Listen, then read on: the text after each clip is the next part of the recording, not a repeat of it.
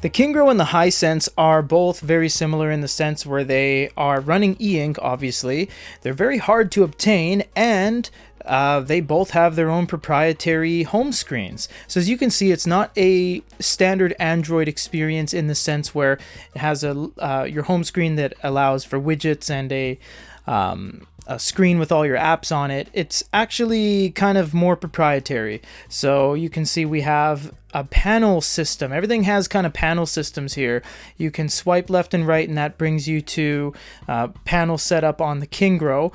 And you have some panels here under HiSmart on the Hisense that you can customize, you can move around, and it's very confusing. And a lot of people were saying, well, they shouldn't have so many confusing swipe reliant navigation if their devices are very slow, and I would agree with that. Their devices are both pretty slow, and they both require you to go through a lot of steps to see your applications. But only the Hisense has a way to counteract this, however. If you click on the button down below, you will see we have clear mode and speed mode. And basically what this does is clear mode makes it look phenomenal. The resolution's great, everything's very crisp, everything's very clear. Speed mode speeds it up, and this allows you to actually get a quicker refresh with the downside of having some staining. The Kingrow K9 does not have any way to speed up the device whatsoever. There is no way to speed this up. There's no way to make it quicker. There's no A2 mode of any kind. We did have some people ask us, if you go down here into the settings, everyone said we just kind of glanced over DuraSpeed. That's supposed to speed everything up. It doesn't. It just allows for apps running in the background. The Kingrow K9 is this speed and only this speed. It won't become any faster. There's no A2 mode. There's no toggle. There's nothing on here that'll make it quicker. This is all very important because when it comes to smartphones, and we're so used to flagship smartphones being so snappy and quick, if you had to choose between these two in terms of speed, the Hisense gives you that availability to change it. The Kingrow doesn't. None of these have Google Play on them, so you will have to download your application separately. So we did sideload in via the Goody Reader App Store, Amazon application. You see we have books open on both of these. So we're just going to do some swipes, and it'll kind of give you an idea of how fast both of these are. They do still have that animation you can see here. It does have the full application, beeps and boops and all that kind of fun stuff. You do have everything up top, or you can change your text and everything. We're not going to go through all this. It's just showing you in a real world test what it's going to be like reading on these. So you're going to be reading your book. You're going to be doing a long press, maybe a translation, take some notes. We'll look at the keyboard under notes. See if they both display the keyboard in the same ways. They actually don't. They display them in different ways. We have everything outlined in little boxes, and we have no outlines whatsoever for the individual keys there. This one is by default running a lot of Chinese operating services, so you do have Chinese toggles and whatnot, but for the most part it is Android, so you can just toggle back and forth from pretty much any language. Peter. Yes, they're smartphones through and through, so they do have things like haptic feedback, accelerometers, gyroscopes, etc. When it came to testing purposes in the studio here, we downloaded from both the amazon.co.jp and the amazon.com websites, the store. So we are able to access multiple websites even when sideloaded. So if you're wondering about that, it does work. Manga looks fantastic on both of these. The resolution isn't the problem on these. It's that they're just very slow.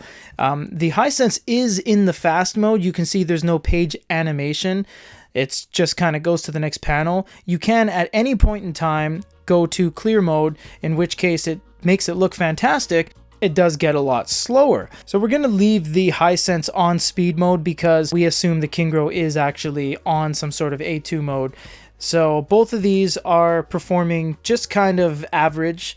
You can see the zoom in, navigation, Hisense on speed mode's a lot better. Both look all right. If you look at this right here, even on speed mode, the Hisense looks a lot cleaner.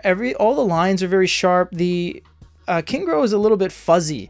So even though this is the exact same content on both of these, the Hisense just looks a lot better. When it comes to things that are pretty much proprietary, it's very minimal. So you have HiSmart here on the Hisense, gives you some news, weather info, news info, stuff like that, a couple shortcuts, screen time statistics, etc. And on the Kingrow you get panels set up, but that's basically where the Kingrow ends. There's actually nothing that makes this a Kingrow when it comes to the software.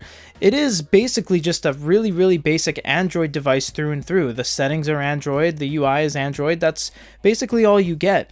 The Hisense actually does have one interesting thing that they have put in themselves that we've never seen anywhere, even on an e-reader itself, is the e-ink button. There's an e-ink button on the side of the device, and we covered this in the review. The button on the left of the phone is the e-ink button. In certain scenarios, it will do shortcuts and provide some quick features. You can't actually customize it though, so it's just basically, it's dependent on where you are on the device. If you're on like blank screens, if you double click it, it'll display shortcuts to screenshots. If you press and hold it, it'll do voice assistant on web pages. If you press the e-ink button and the volume up key, it'll do the screen brightness. So you can't actually choose what the e-ink button does at any point in time. It's just when you are on certain things. Here you go, for example, the music. When you're only listening to music and you press the e-ink button, it will pause and play the music, but you can never choose to pause and play the music on, say, a YouTube video or any sort of audiobook. It'll just kind of do what it wants to do when it wants to do it. I assume they're still working on this because even some of the documentation here, you can see it's creeping beyond the panel itself. So I really hope they do expand on this because it is kind of a really cool feature, but it would be nice to assign the button to certain tasks or be able to do that at least.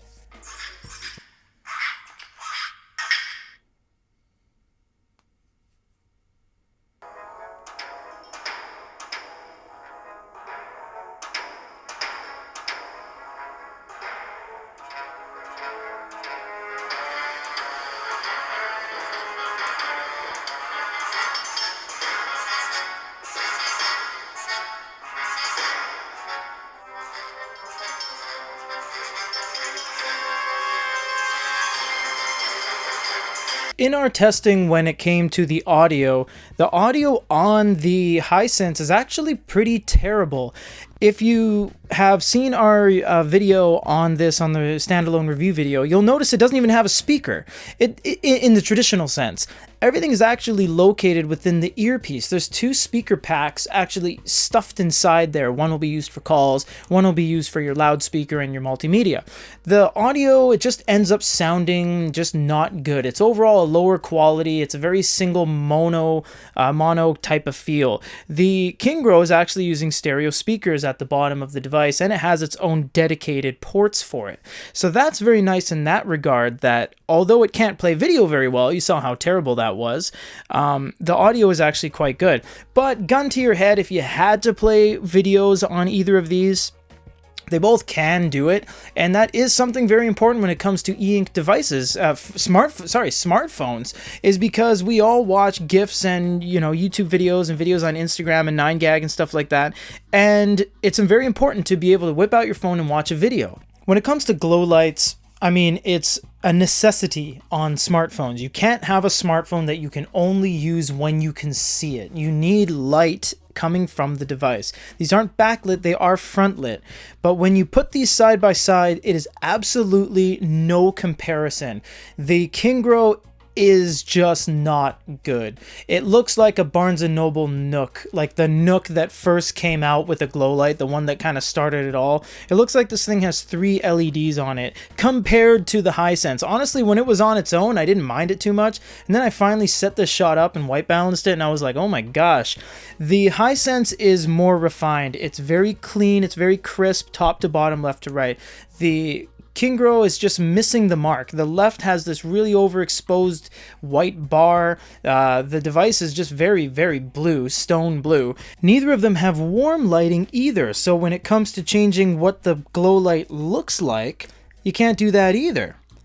So if we can actually get this to work, you do have a slider bar, but that's it. You can just make it dim or you can make it bright. There is auto mode too, but it doesn't rely on any sort of light sensors. It's actually just based on the time of day. So when you click the bottom here, you do get night mode, but don't be confused. That's not night mode in the sense that it's warm lighting or night lighting. It's just it makes it so that it's not as bright, so that it doesn't hurt your eyes and whatnot. And then you have auto and you have off, but neither of them have any ways to change the light. But honestly, the Hisense is very nice. It's a very kind of perfect white, and this is just a dull blue-gray, so there's really no contest when it comes to glow lighting.